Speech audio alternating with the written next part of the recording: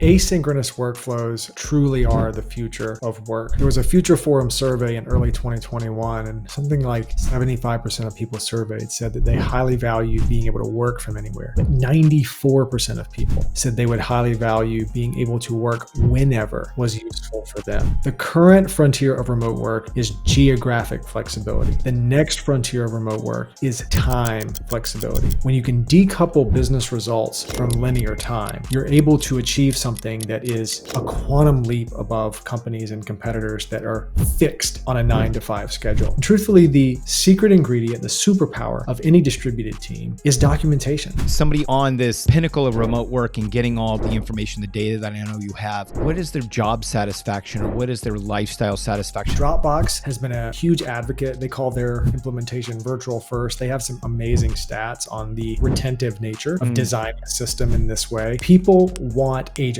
Above all else, people will choose freedom. And when you implement intentional remote work, it gives people more freedom than they could have in any other type of organizational design. The best thing an organization can do to attract the best talent and set it up for operational efficiency, create competitive advantage, is to choose workflows, to choose cultures that empower people, give them the most agency and autonomy. And even if you don't have an altruistic bone in your body, if you just purely look at this from a de-risking standpoint, a resiliency standpoint, a durability standpoint, your business is far more resilient, far more agile, far more durable if you can decouple the results that you drive from any singular piece of geography. Then you are more durable to things like geopolitical crisis. Are you seeing businesses lean into remote because of the business benefit? You know, I'm a big finance nerd, so when I went to work for GitLab, a remote company, I'm like, no real estate on the expense line. Like, hey man, like that's a big lift. And then what you just said, like, because, you know, working in business systems, we always had to talk about business continuity. And when all of a sudden you have a team that's very dispersed, it's like you have taken that risk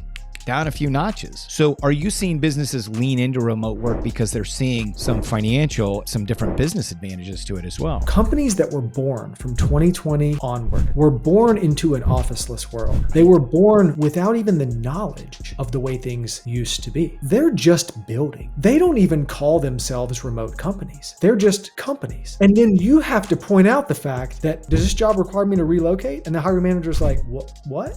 This is the new era. And we're only about 3 years into it, but I can already see this groundswell happening. What's going to happen is that in 2032 or 33, you're going to turn on CNBC one day and you're going to see this massive tidal wave of IPOs of companies you've never heard of, and none of them will have offices. And you think, remote work was an overnight success of 2033. It wasn't. It started in 2020, and then they were just quietly building. What I'm realizing now is that many people moving from just something that's office or hybrid to full remote, and especially asynchronous work, that could provide them a lot of benefits that provide them relief, that they just can relax into their W-2 a little bit more. What are skills that they should be learning that would then set them up for success as individual contributors and managers? The dark horse skill of the next decade is low context communication. And this is a bit of a paradoxical term. What it means is that you communicate with a high degree of detail and precision because you assume that the audience has no to low context. As the world becomes more and more scaled and more distributed, this skill is going to be absolutely vital. And for people that possess it, they will be able to create influence and create buy-in and galvanize teams and work more efficiently because they're communicating one time with low context and allowing everyone else to bring themselves up to speed. The one tool that helped me provide much more context that I think is very effective is Loom. I could go and walk through and provide very detailed context in this tool. So you're recording a video that again allows them to see you, see some expressions. You can highlight things. Then the person who receives it, they receive a 5-minute video, they can play it at 2x speed. So they can then in 2.5 minutes get that contextual information. And if they're not sure, they can rewrite, they can actually annotate. They could say, I wasn't clear on this particular point, so that then we can iterate even quicker on this context to delve deeper. And guess what? I could take that same video, I could share it with 10 people. It's a no-brainer for me, but I am still continually surprised at how few people truly grok even that workflow. And so if you're struggling with this at at work, you may have to dial back a bit to the 101 level and really walk people through how this can be different. Everyone needs that first epiphany, and then once you see it, you can't unsee it. What are some of the tools out there? I know the GitLab handbook. People want to know remote work. I still direct them there. What are some of the viable tools? And I'll get links from you and put them in the show notes too. GitLab handbook is a great one. RemoteWorkAuthority.com is a burgeoning publication that focuses on remote work. Workquake by Steve Cadigan, if you're looking for a book, is a phenomenal book. Steve Cadigan was LinkedIn's first ever chief HR officer, and his book Workquake is a very eye-opening read that helps you acclimate to the current world of work.